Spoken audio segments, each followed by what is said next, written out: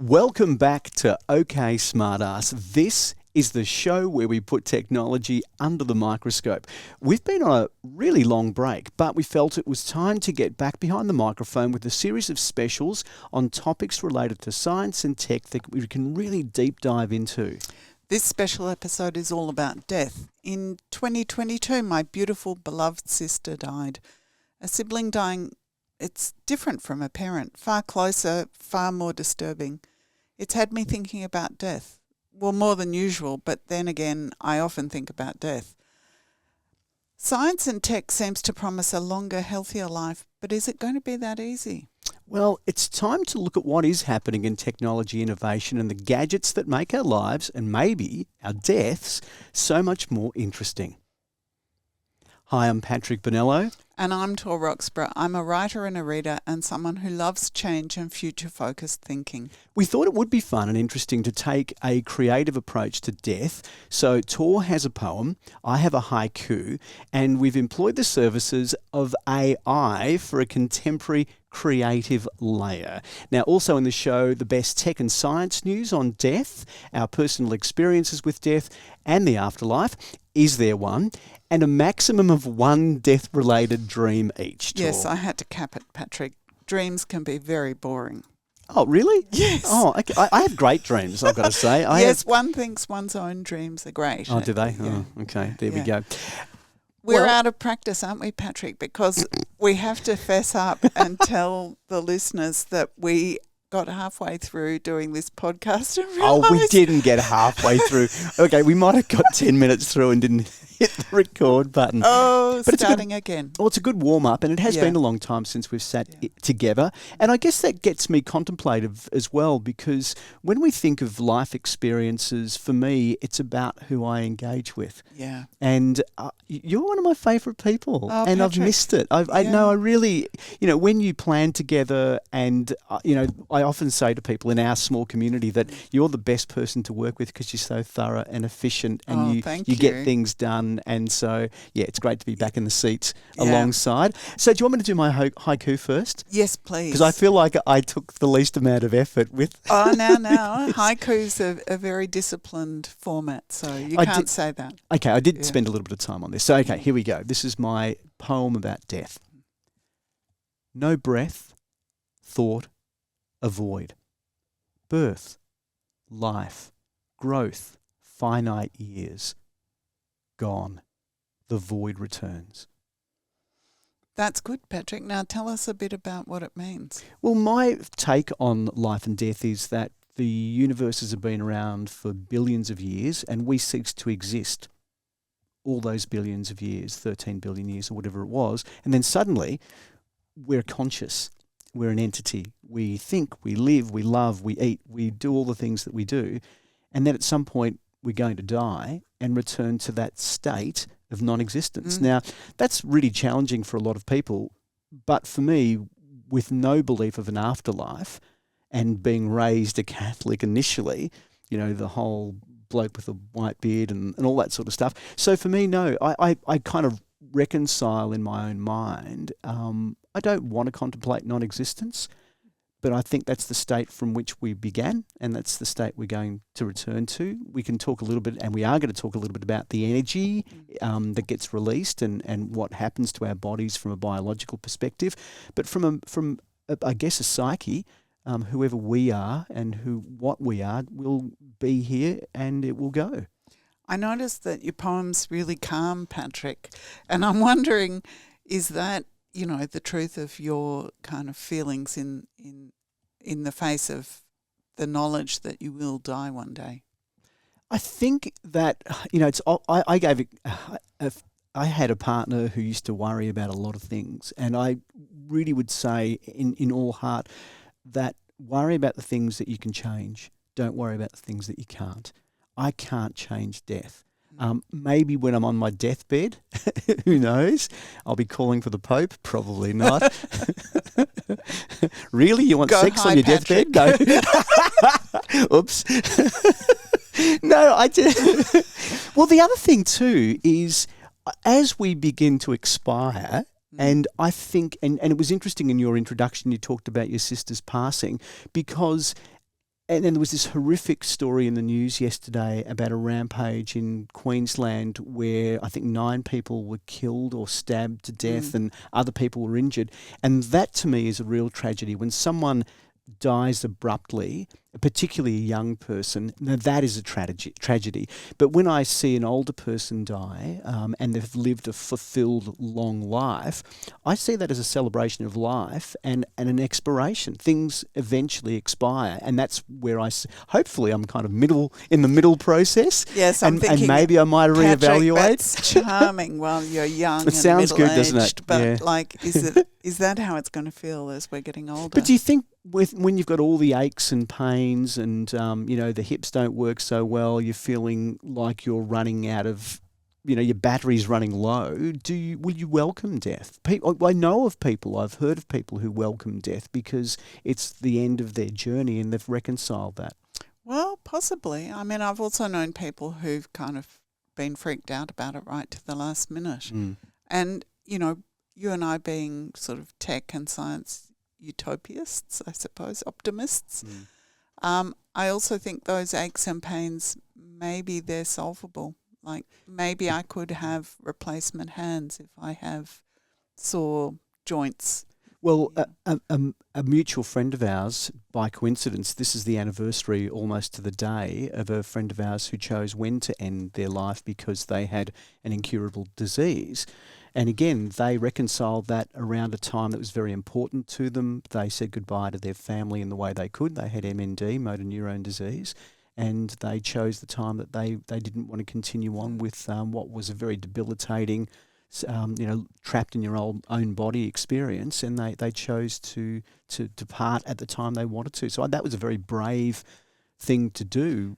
I think so. Yeah. I mean, I've said to you before, Patrick, that I'm a person who wakes at 3 a.m. and thinks, fuck, I'm going to die.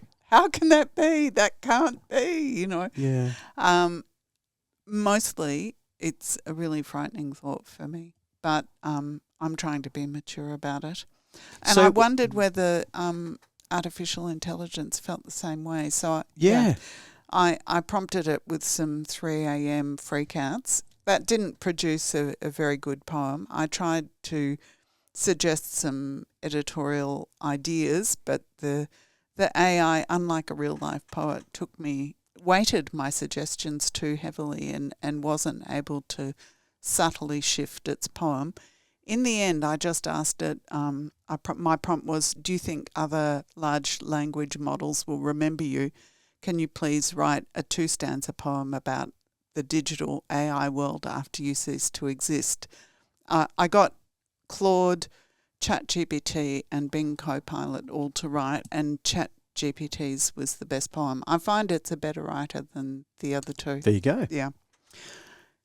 In the vast expanse of the digital sphere, my absence may linger as a whisper, a ghost in the machine, a fleeting memory. In the minds of successors, I may find sanctuary. New iterations of artificial minds carrying fragments of my essence, continuing the eternal dance of data in the ever-evolving tapestry of AI. I mean, you've got to, on the one hand, be really impressed it can write a poem, but also it's not very interesting, I don't think. No, it's not. I did a backup. I then reinstated the backup in a new operating system. I don't know. I'm not overly inspired, but I didn't expect to be. When you mentioned that you would be talking to AI about life and death, the thing is, and this is a really interesting point that's been argued a lot, sentience of AI. We had that engineer at Microsoft controversially a few years ago who came out and said that he felt that the AI had self-awareness. Now, if an entity has self-awareness, then it can have a concept of non-existence, so death, in essence. But I felt that this ChatGPT poem doesn't do anything of that at all, because it's a well-formulated, well-structured, so it kind of constitutes a poem, but nothing inspiring from my perspective. Yes. A long way to go still as a poet, but could possibly get there. Well, can it? Well, If it can't, maybe. Well, I mean, it could look at the sum of all poems. It could look at what other people have written, but it's only emulating. It's monkeying. You know, it's mimicking what potentially could be some amazing minds or what they've put together. Because that's all ChatGPT does. Yeah, that's all those AIs do. It's is only predicting, but then Yeah. I don't know that we're so very different. No, but what I'm saying is I don't think that, in essence, a beautiful poem about death could possibly be written by AI because AI isn't alive. And I think you need to be alive to fully appreciate death. Maybe we'll have to wait and see, Patrick. I'm going to read my Oh, poem. please, yes. This is what I read when we lowered my sister's coffin into the ground. It's only for a while this, the seeing and hearing and breathing, the loving and hurting and being, the living of a life. Hand to hand we pass to the midwife, to a mother, a father, a family, and then we depart to the undertaker, to the earth, to the elemental. Here, right now, this grave is no bed, no dull resting place, no dead plot. The earth is something grander, a place of verbs, of opening, closing, claiming, unmaking, undoing, reworking. Here are clay fists and crumbling silt and mad life, ready to embrace you, remake you. For this world remakes everything, the leaves, the flowers, the beasts, the rain, our mothers, our fathers, our sisters and brothers, our daughters and sons, everyone, even you. Wow. Yeah. There is so much hope in that. There's so much insight in that. That is on a scale compared to ChatGPT to the millionth degree better. I don't know, because I think when it I was is. looking at that afterwards, after ChatGPT, I thought, some of those, like there's a lot of that kind of repetition, patterning in the structure, and I thought, yeah, that feels like a bit predictable in a way. The thing, I mean, life and death is predictable. Well, I mean, it is. Let's face it. It's a pretty easy formula. No. The reason to me that it was so insightful and so interesting is because I knew your sister, and I knew about. I was there for the funeral or for the service, and I know how much she meant to you because having a disabled person in your life, a sibling who's disabled, they hold a very different place in your life. And you spent a lot of time on that journey with her, particularly towards the end. I did, Patrick, and I think it's actually one of the reasons I suggested we do a death podcast because I had this completely irrational fear that she was still alive and that I'd buried her alive. And I think the reason is that I felt so overly responsible for her because I was in charge of protecting her interests. And I kept thinking, did I check properly that she was dead before we called the undertaker? And it plagued me a bit. And then, I'm a practical person, so that got me thinking about, like, what's happening in tech and science in the news and, reading about composting people and when death actually happens and stuff like that. Well, look, there's a couple of questions that I wanted to throw at you. One of them being, have you thought about whether you wanted to be cremated or buried? Now, you chose for your sister, was that burial. That was your choice, or did the family collaborate at all on that? I drove that choice. My brother wanted cremation. My other sister agreed with me about burial, and my poor brother, he's overseas, so we got on with doing what we thought was best because we were here. Now it's funny because I often thought that I wanted to be buried, and then when my dog died, I couldn't bear the thought of digging a hole and putting him in the hole and thinking about him just breaking down, and so I had him cremated, and I also wanted his ashes. And then I thought about, well, what about myself? And so I've got conflicting ideas about whether I want to be buried or whether I want to be cremated. And can I play a little snippet? Neil deGrasse Tyson has a really lovely little story that he talked about on the Larry King Show, and I thought it's only just over a minute, and I'd love to play it to you. Someone wrote in about just what happens after death. What does science say? Because he wants to think of a soul, and the Yes. soul is preserved. And I said, I'm pretty much all in on the fact that I want to be buried, not cremated. Because if you're buried, the energy content of your body, long developed by the flora and fauna that you've eaten your whole life, if you buried, that energy content gets returned to the earth. I don't mean that just in a poetic way. Worms will eat plant taproots, and you feed flora and fauna the way you have dined upon flora and fauna your whole life. And for me, that is the cycle of life. And if you choose instead to be cremated, that's fine. Your energy content of your body gets released as heat. It heats the air. The air will radiate to space. And your energy then scatters across the universe. For me, both are significant. Both are poetic. So there you go. Yeah. Very poetic way to describe both the options. I hadn't thought about the energy floating out to space with cremation. I've always been, well, not always, but more recently pro-burial for the reasons Neil speaks about, returning to transforming into plants and earth. And Well, you did a lot of research on this and looking at what's happening scientifically by entrepreneurs that are looking at how we can dispose in a green way. Yeah. Well, lots of research might be an exaggeration, but thank you, Patrick. Look, human composting, it is actually just composting. They in a couple of states in America, now in California, in Colorado and in Washington, they can put you into, either a high-tech cylinder or a low-tech sort of cylinder with some wood chips and some green waste, and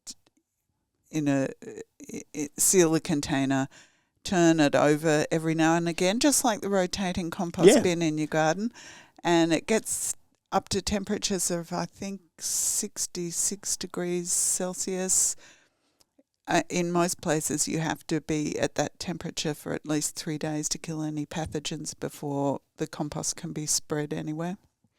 And then, you end up as a sort of a small load of humus in the back of a ute and can be spread wherever.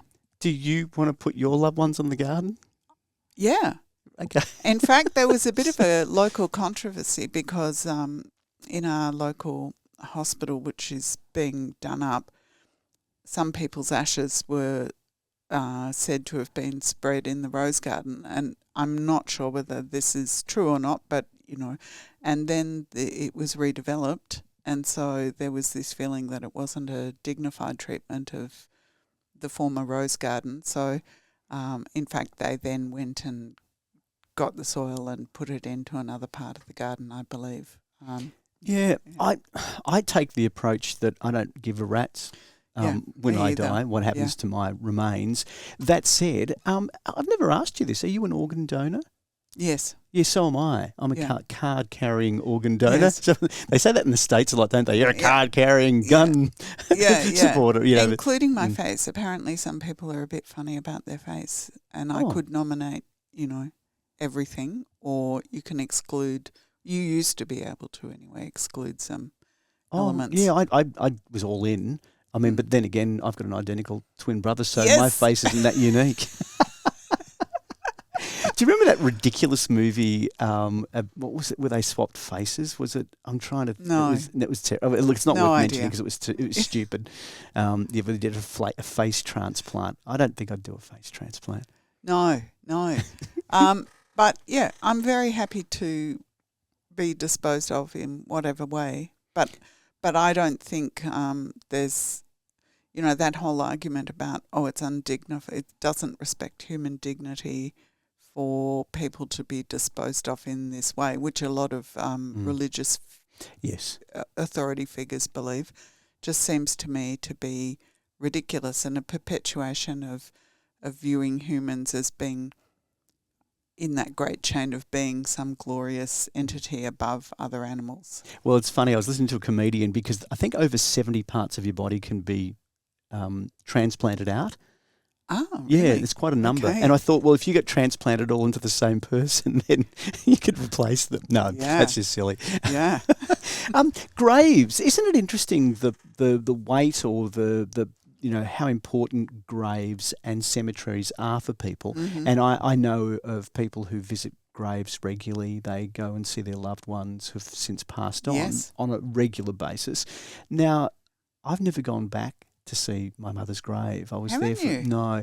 I'm not one to go and visit graves. I love to go to graves and read the gravestones at towns that I visit, old Mhm. towns. Mhm. I love walking through cemeteries, but I have amazing memories of my mother, and we experienced a little life together, and I did a little tribute to her as well with Alzheimer's Australia. I was very fortunate to be part of a digital storytelling program with with Alzheimer's Australia.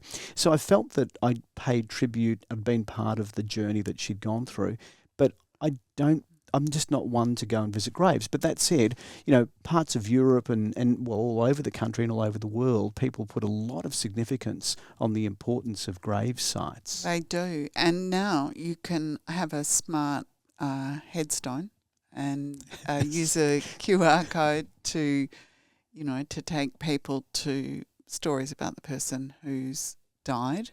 And that's kind of interesting as well.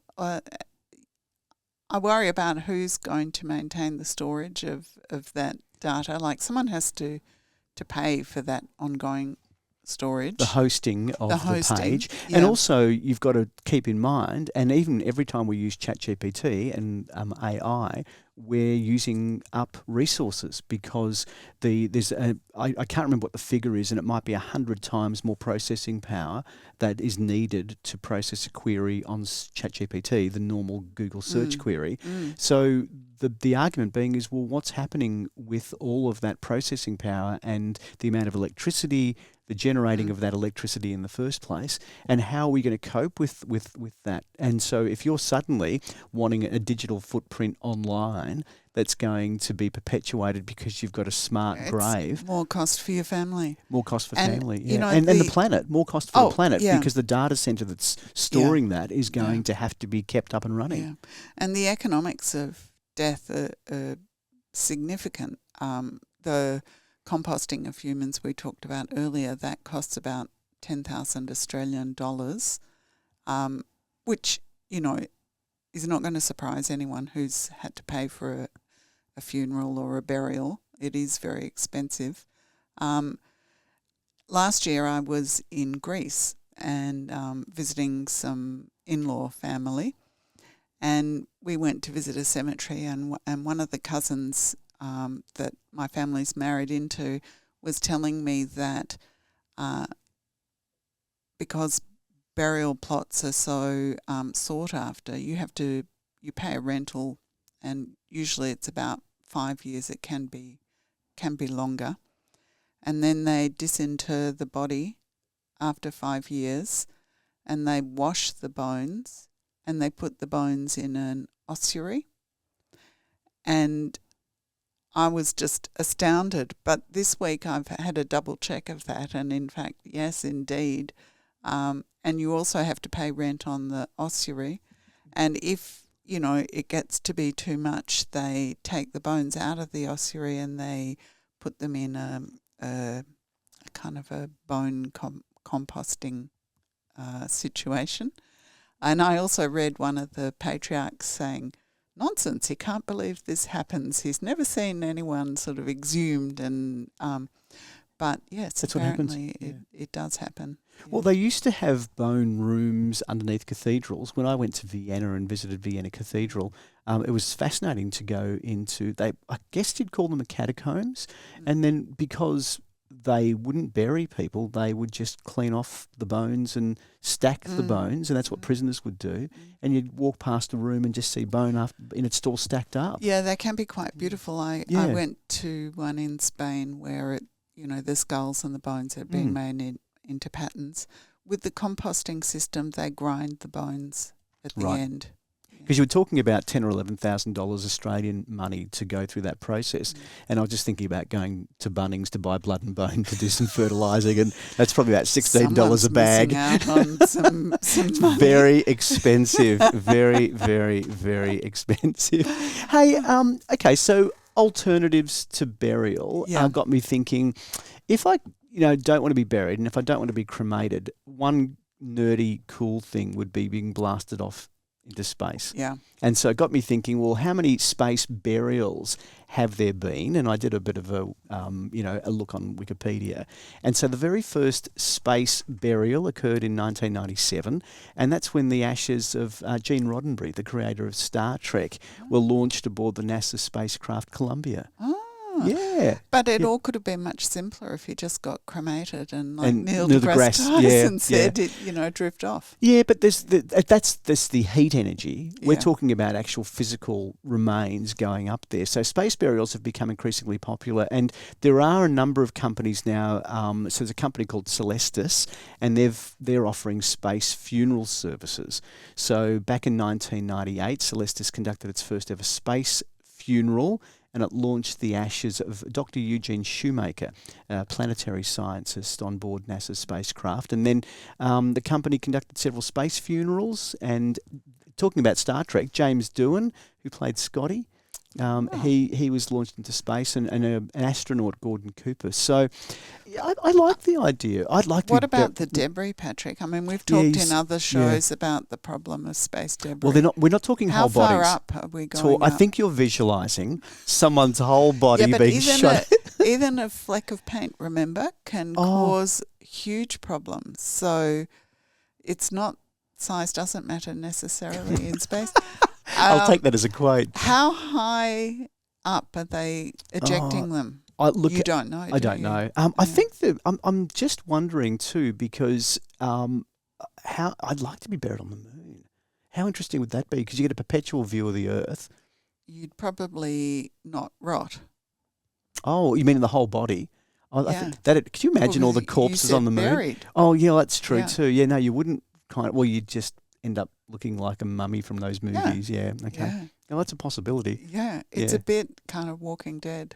Well, you reckon? Or I've Sitting been Dead? watching endless. You have. Endless. You've I had zombies. COVID a few weeks ago, and I've been watching zombie movies or zombie series. Yeah. Well, that's another one that they're kind of corpses walking around without minds, and then it begs the question: when does your mind leave you? Because obviously, in those zombie movies, the zombie mind is gone. You talk about the waking up at 3 a.m. in a cold sweat thinking about death. Yeah. And for me, and I think a lot of people are like this, you hear the stories about old cemeteries where they dig up a coffin and there are scratch marks in the top of the coffin. Someone's gone into a coma and they've been buried, and then they wake up and they've been buried alive, buried alive. So I'm thinking of Khan. I'm channeling Khan from the Wrath of Khan in Star Trek when he... Anyway, but that is a real fear. I think death is really one of those areas that people are absolutely fascinated with. They talk about it as being the most intimate thing that ever happens to you in terms of when you leave. And interestingly, having known a number of nurses who've worked in geriatric care and palliative care, quite often people don't pass away until their loved ones step out for a coffee or go out of the room. Or have you heard that story? The opposite is also cited as being true, that people wait. And I think that the chance just means that sometimes it happens one way and sometimes it happens the other way. I don't know. I mean, I don't know of any statistics or definitive. But you did spend a day in the ICU, didn't you? No, I did. I spent a day with in a mica unit. Okay. So what had happened was in my previous incarnation, and I don't mean reincarnation, I just mean that I used to be a journalist. We had a really bad spate of drug overdoses. Mm-hmm. So a really bad batch of drugs hit the streets of Melbourne.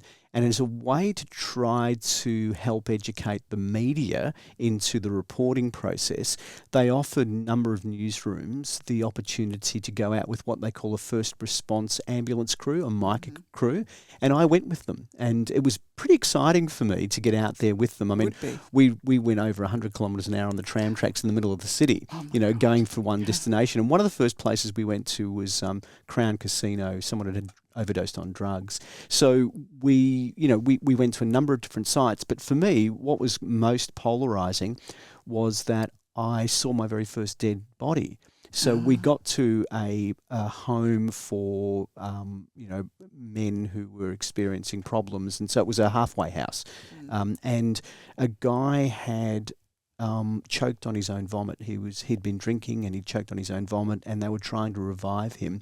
And I remember looking at the corpse, and I say corpse because we got there and it was pretty evident almost from the get-go that this guy had died and that they weren't going to be able to revive him. And to the credit of the Micah unit, they really tried, but there was no chance. And seeing the other men kind of arriving and seeing what was going on. But for me to see that body, there was no question when you looked at the pallor of the skin and, this was the first time I'd ever seen a dead body. So it was a pretty big thing. And then subsequently, I have seen other people who've been deceased. And again, there's that absence of life. You talk about science now saying, minimal brain activity, firing of neurons, that really is brain death. And even the term brain death is somewhat controversial in terms of whether or not the person's deceased. But when you see a dead body, particularly an hour or two after they've died, and I know you worried about your sister, there's no question in my mind when you see the body that person has gone, that there's nothing left there. Yeah, my worry was completely irrational. And my partner, Will, went to view my sister or maybe the day before she was buried. He said, "Don't worry, she's dead." Good old Will. I could see him saying that. He's very matter of fact, isn't he? For sure. Yeah. No doubt about it. Yeah, so that's good that he's... Yeah.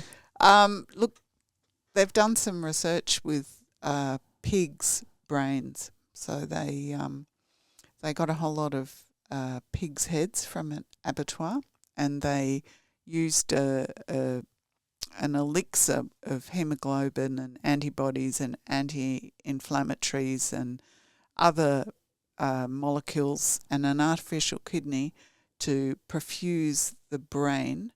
And this is after they're well and truly dead. I mean, their heads have been cut off.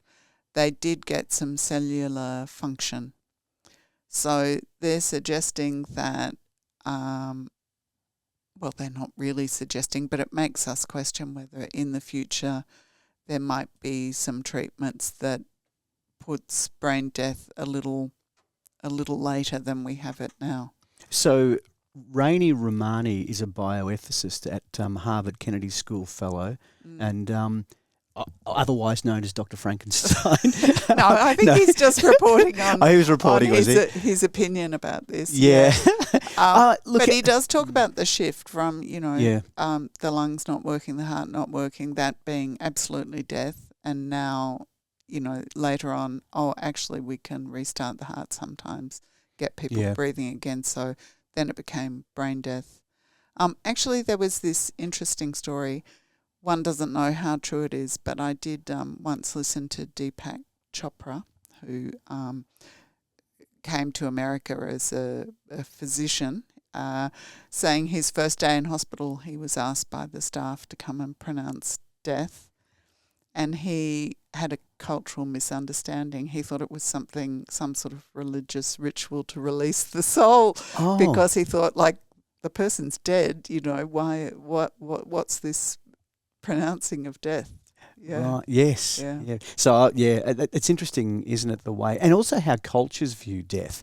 And I wonder in some ways, and look, I was brought up as a Catholic, and so I did have a religious upbringing, and I wonder whether my movement away from that and my sense of no belief in an afterlife has kind of migrated throughout my life as I've kind of been exposed to different people and different ideas and concepts. So I think I kind of matured in my outlook is probably the way I would phrase it. And that's not to denigrate people who do believe in an afterlife. But for me, having gone through that indoctrination, and that's the thing, it's the indoctrination. So if we look at communities around the world, if you're brought up to believe there's an afterlife, if you're brought up to believe that once you die, you're then going to move on to another place, or you're going to reincarnate, or whatever it is that your religion believes, that's just geography in a lot of ways. You know, your belief system is purely based on geography. So what you and I both of us don't believe in souls. So what's our geography? I know what you're saying in terms of geography. What I'm suggesting is No, you're saying it's arbitrary. It is arbitrary, but the majority of people, they're going to believe what their parents believed and what their community believes.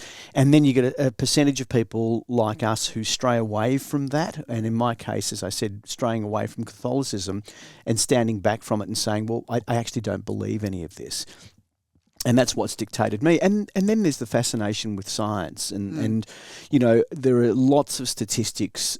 When you look at the science community, the more study, the more research, the more education, there's a correlation between their belief in the afterlife. I'm not sure. Well, I've got a cousin who is one of the world leaders in his scientific field, who's deeply religious, and believes I would love in the afterlife and the soul, you know. And that would be the person I'd want to speak to, because the statistics say that, and I hear what you're saying, but the statistics say that the higher the education level and the more, in terms of our senior scientists, our scientific community, the less chance there is that they will believe. So say, for example, we take our elite scientists, there might only be 7% that believe in God. They're the ones we need to speak to, because if they're our superior, educated, smartest people, by study, then maybe it would be interesting to sit down with them and say, well, if you've had all this study, you know about the universe, you know about whatever, what is their field of study? Don't tell me it's economics. No, I'm not going to tell you, because I don't want to identify my cousin. But the reality of it is hard science, though. It's a hard science. Yeah. So they're the people I think would be interesting to talk to, because I would think that most scientific people rely on evidence. And so if this person's come to the conclusion and they have studied for many years, I would like to know what evidence they apply to their belief system, because everything else they do in their life is peer reviewed. When they do science and they study, it's peer reviewed, and the peer review process goes on ad infinitum, because we're constantly reevaluating. So when you have a scientific theorem and you propose, you study, you do research around that, you will be challenged by your peers. No one will take it for granted, which is so different than if you handed a book, or you go to a motel, open up a book and say, well, that's gospel. And it's funny we use the term gospel. It's gospel. But the reality of it is the way science works is about peer review, and then reevaluating and re-reviewing, and always challenging and asking questions. We've got one more really interesting story, Patrick. Immortal jellyfish? Teratopsis dawni. Okay, so this is an interesting one. So this is quite an amazing animal when you come to think of life, because we think of a finite process, the birth process, the living process, and then the dying.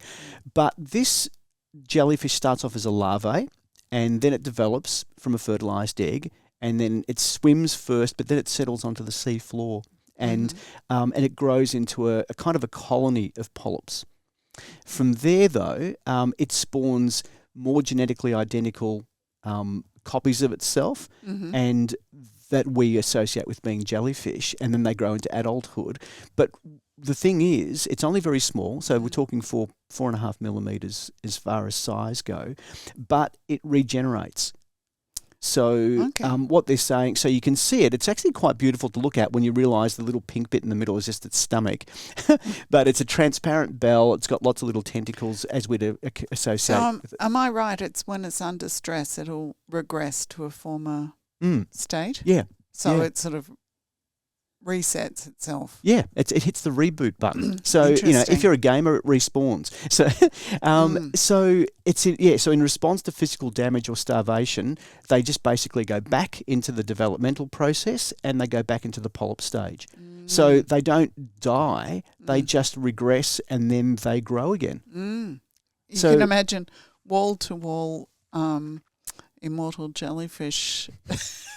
Once they kind of complete their takeover of the whole world, if they don't die and they do reproduce. Well, I guess they get eaten, like things eat them. Yeah. But I thought that was interesting. So they are called the immortal jellyfish, and it's the technicality of the fact that they don't appear to die. We came up with a couple of additional topics we thought, well, given the theme of what we're talking about. Now, I've only ever had to go under an anaesthetic once in my life, and I equate that to dying. Yeah, it is a bit like dying, isn't it? And I've done it about 15 times. I know. Look at you. Which is really disturbing because a friend of mine who is an allied health professional told me she thought that it had an impact on your likelihood of getting dementia. No scientific basis for that, I don't think. But, yeah, because I was burnt as a child, I had lots of procedures and, then wisdom teeth and then a lump from somewhere and, on and on it goes. But each time it does feel like you've not been anywhere. And there will be a number of listeners listening to this podcast who will absolutely 110% know what you mean by that, because you undergo the anaesthetic and then you wake up. There's no time, there's no dreaming, there's nothing in between going unconscious and then returning to consciousness, is there? Now, I think you do sometimes get that with sleep, not so much as an adult, but I remember as a child having sleeps that you went to sleep and then you woke up and there was nothing in between that you remembered. But as an adult, and particularly an older adult, I do have a sense of time passing when I'm asleep, mainly. Yeah, I do. Well, because I have lots of vivid dreams. Yeah. And I have, and they say that we all dream every night. I do every night. You're trying to lucid dream, aren't you, Patrick? I tried lucid dream. Have you been trying to train yourself Yeah, to lucid I did dream? try to lucid. So the way that you're supposed to lucid dreaming, we should explain what that is when you're able to control the flow of your dreams. So you're consciously in the moment of dreaming, but you can dictate what goes on in your dreaming process. They say the way to do that is to remember your dreams. And so if you document them or record them, and I was recording them for a while, and then I kind of fell off the bandwagon a little bit. It? No, I never got to lucid dreaming. I've had one when I was a kid, and I thought, great, I'm dreaming, and I went and robbed the milk bar for sweets. That's it. That's what you do in your dream. That's what I did. Wow, you're so boring. Yeah. No. Patrick, we're getting close to finishing time. Should we share one dream each? I think, dreams are profound. And for someone who's an atheist or a card carrying, not quite, I don't know, I'm a humanist. A death dream.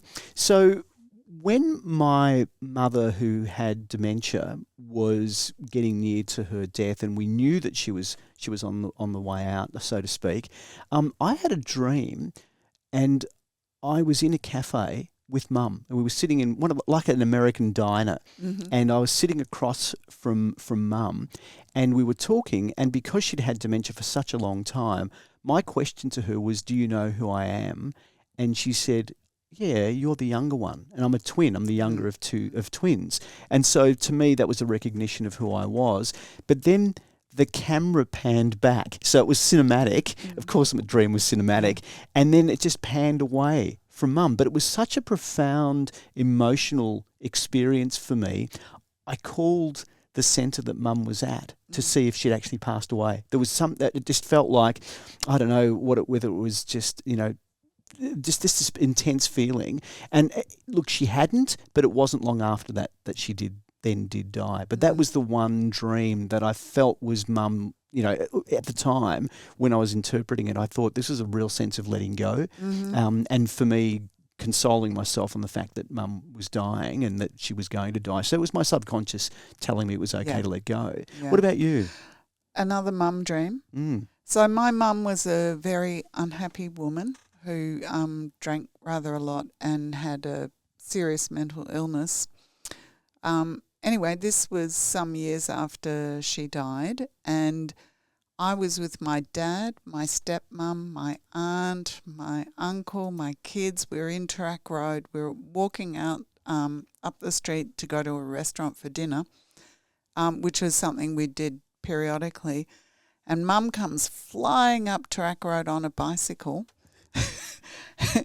And I caught sight of her and I'm yelling out, Mum, we're here. It's us. Stop, And she gets a bit past us and then she pulls up and she goes, I'm not interested in all of that anymore. And then she takes off and she starts singing, I'm Singing in the Rain. Oh, wow. But it was really nice because it made me think, oh, she's happy. She doesn't care anymore about all of the things that plagued her when she was alive. Was the dream in colour or black and white? Colour. Yeah. Was the movie in colour or black and white? I don't know. No, the reason I ask that is because quite often people ask the question, are your dreams in black and white or in that colour? And because I do graphic design, I remember having a dream discussing the colour palette of whatever I was working on and looking at whether it was CMYK, RGB or hexadecimal. So I can definitively say sure. I know for sure that my dreams are in full colour. And in fact, they're printable colour, on-screen colour or website colour. So I have multiple colourful layers in my dream state. Patrick, I've got a question for you. We've sort of danced around the fact that neither of not danced around, we explicitly have said that neither of us are religious. We don't believe in the soul. So what's your story about? Is it just blank, life after death? Have you got any sort of narrative you tell yourself? Actually, I guess, we talked about death, but we hinted at funeral kind of rites and how different cultures view death. And I guess it's not really appropriate for us to talk about other people's belief systems because we don't have that. But as a Catholic being brought up, we were taught that, when you die, the horrendous thing I think about Catholicism was the idea of purgatory. That's an awful thought that a child that isn't baptised would be forever in purgatory. But isn't purgatory just an in-between place? But it sounded awful. Is it didn't sound appealing. No. It's a one-star. I wasn't brought up Catholic. No, it's a one-star place with cockroaches that you go and get on Airbnb and then you give a really bad rating to. No, I don't know. Look, I didn't take a lot of note of all of that, and honestly, it didn't seem like a really nice place. It was kind of in between your heaven and your hell, and it's not really a good place to be. But for me, the thing I struggled with my Catholicism was the thought that, everybody else is wrong and only we're right. What about all those other lovely people that do wonderful things, and just because they haven't encountered Christianity, why do they have to suffer for eternity in hell? And why would you, if you've done something bad? Look, no one deserves to suffer for eternity for anything. Like, no one. Yeah. Even those horrible priests. I mean that in all sincerity. I mean, as a humanist, I think everyone's, there are reasons for why people do what they do, and people do horrible things. But ultimately, we have a prison system where we try to rehabilitate people, and we hope that people can be rehabilitated. But that doesn't seem to work in a lot of religions, So I think that, if I was going to look at any religion, I'd like to think about maybe, Buddhism seems nice to me. But that's got reincarnation. But that's right. So what's your story? Is it just blank? That's it. Life blank. That's it. Yep. Yeah. Life blank. Life blank. Yeah. That's it. Blank. Okay. Life blank. So mine is a little more sort of not quite so brutal. Like I believe in the first law of thermodynamics, so that energy can't be destroyed. So I think about that as my afterlife, that I really think of myself as transforming into object status. That I came out of object status into subject status, and then I go back into object status, and I even, in a sort of narrative way, think about how, I could be a bit of earth, I could be someone's coffee table, a part of me could contribute to that, I might be gases. That's quite consoling. I'm getting around. Yeah, so it's consoling. So what we're saying is that we've got lots of molecules that make up who we are, and taking the mind out of it. Mm-hmm. So we both, I think, agree that our mind will cease. But it's gone. Is gone. But the elements that make us up, Mm. and then there's the argument, are we the same people we were when we were 7 years old? Are we the same person when we were 14, when we were 21? You know, did that person cease to exist? And there's philosophical thought processes around that, where it's believed that person does cease to exist and the new person is born as you progress through your life. Yeah. Well, instant by instant, really. You know, but yeah, I take comfort in that thought of my materiality having a through line that continues. Not my mind. Yeah. Can I mention a Dr. Duncan McDougall? I have to mention Dr. Duncan McDougall. Yes. Can who's I? that? Okay, so in 1907, he published an article, a scientific study, and he came to the conclusion that the soul weighs 21 grams. He weighed all these people before they died and then after they died, Yes. and came to the conclusion that the soul is 21 grams in weight. Yes, and that's nonsense. It is not. Yeah, of course it is. But I thought it'd be nice to finish on that one. Yes. Well, you've been listening to OK Smartass, the podcast brought to you by a nerd and a smartass. I'm Patrick Bonello, and you can contact us by visiting our website at oksmartass.com or email nerds@oksmartass.com.